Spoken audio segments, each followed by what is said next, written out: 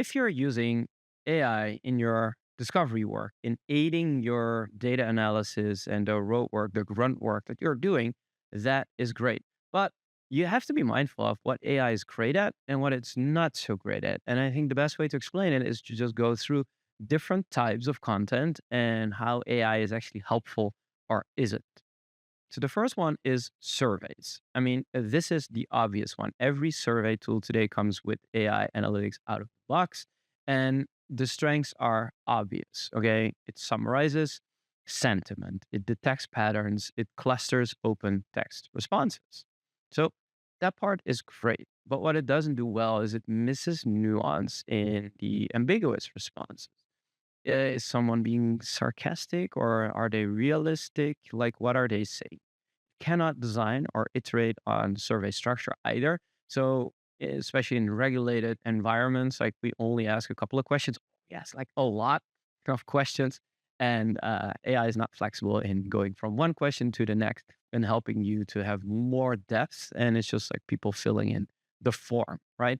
So, in both ways, survey analytics is important because, especially if you have thousands of replies every week, it's very hard for humans to analyze that. And the benefit is that we're not just counting feedback anymore. We're actually able to analyze what people are saying. Rating, I would give it a 3 out of 5. Interviews. I mean, this is the obvious one as well. We are transcribing all the calls that we're doing. We're recording every conversation that we're having, and AI helps us to extract themes, compare across personas, tags, quotes, and insights, labeling, structuring the interviews that we're doing. And this used to be hard work. I mean, 10 years ago, everything was done by pen and paper, and you would write and make notes, or it was written, but it's still like manual labor. The downside, however, of AI today is like it misses tone, intent. That's a crucial one, right? You can really like using verbal, visual cues as well as like understanding what actually is happening before or after to really get to intent. And the subtle contradictions are often missed in the transcript. It lacks probing or contextual awareness sometimes. And therefore, the interview itself, where you were present, has so much more depth to it that AI isn't really able to capture yet. So, for that part, I would say it's 2 out of 5. Field studies, summarizing the notes, structured logs, extract behavioral themes. They are similar to interviews, except that they're less structured, right? It depends on how you're capturing your notes and how you're structuring your observations. So, therefore, AI struggles with interpreting the environmental or cultural context. Like it lacks a sense of presence. And to make that really work well, you have to add a lot of the cues that you're getting as a person observing it into the mix. So therefore, I would say like this is the least relevant field for applying AI. I would give it a 1 out of 5. Then we have market research. And this is great because they tend to focus on large data sets, right? So AI helps to cluster trends, maybe even run benchmarks because typically those studies are like well structured and it quantifies sentiment or brand perception usually. The downside is that it may overgeneralize from, even though the samples are large, they might be limited. So we can't really validate statistical methods or audience fit based on market research studies. There's a lot in them, but sometimes because you don't know where it's coming from, you're not sure if it represents the right group of people that you are interested in. This is a problem in general, but AI will not tell you that. It will analyze it anyway. So I would give it a 2 out of 5. Then we have support tickets. We start to dig into the gold mines that we're having, right?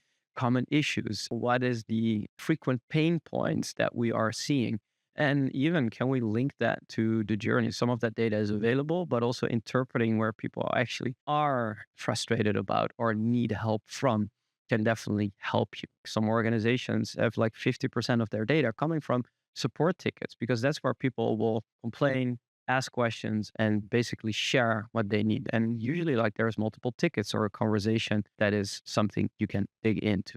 Now, the downside is it can misclassify the edge cases, right? And also sarcasm, which is often happening that people are frustrated or passive aggressive. Like that's not something that AI is really good at bringing to life, and it will take it at face value. So the emotional intelligence or the urgency around it is sometimes misinterpreted. But Overall, I think this is great because it's usually written content, and large language models are all about the written content. So people are writing as they are saying things in their own way, and they are not transcribed by what they are saying. So it comes with certain cues that AI will be able to pick. So I would give this one a 4 out of 5.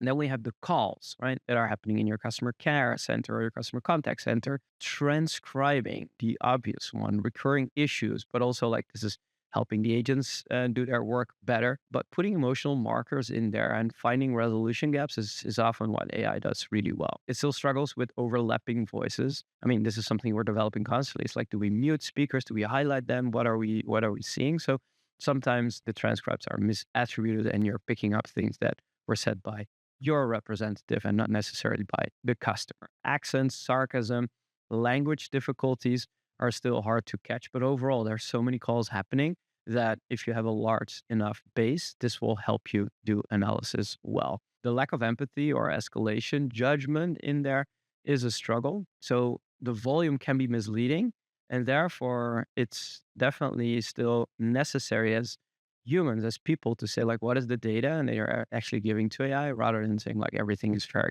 So I would give this a 2 out of 5. Other types of calls, like sales calls, are important as well, right? Almost every sales call today is getting recorded, and that's a specific type of call, right? So summarizing objections, product interest, feature requests, right? Decision triggers by sentiment. There's all these different ways that we are seeing AI handle it. What it doesn't really do well is mapping that back onto like, where is your buyer in their journey with you? Which is an interesting problem to solve. The other thing is that, especially in enterprise, the or in larger, complicated sales motions, like stakeholder dynamics, buying signals, or relational nuance is getting missed. You as a person need to work the relation. There's the champion, there's the economic buyer, there's the coach, there's all these different people in a typical buying committee, and AI needs to understand all their dimensions, and typically it treats all the people on the same level. So I would give this one a 2 out of 5. And then the last source is CRM notes. And this is a little bit of a hit or miss. Okay. So let me get to that in a second. So it can detect like all the patterns on a certain deal stage, right? Because it's coming from your CRM. So it can extract customer quotes or objections. Like that part, it does really well.